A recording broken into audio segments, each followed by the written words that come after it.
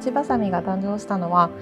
和菓子の伝統技法であるハサミ菊というハサミで練り切りを切る技法を見て、土もハサミで切れへんのかなと思ったのがきっかけでした。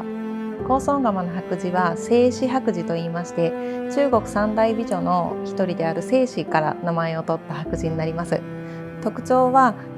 白玉のような柔らかい白と、あと透け感が特徴の白磁となっております。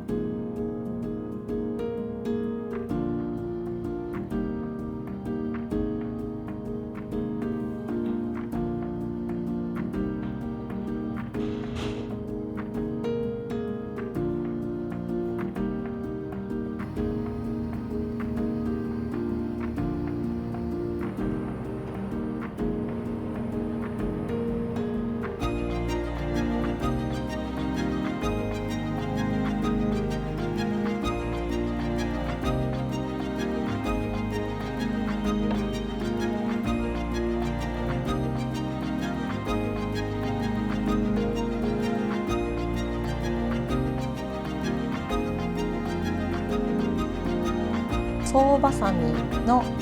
ライトになります。はい、全体的にハサミが入ってるんですけれども、やっぱり上から下まで16時間以上かけてハサミ入れをするので、土の調整が一番大変な作品になります。一ひら一ひらハサミを入れてますので、細かな陰影がとても美しいのと、あと光を入れた時にもこのハサミの隙間からこぼれ出てくる光がとても綺麗なので、本当にこう見ていただいてても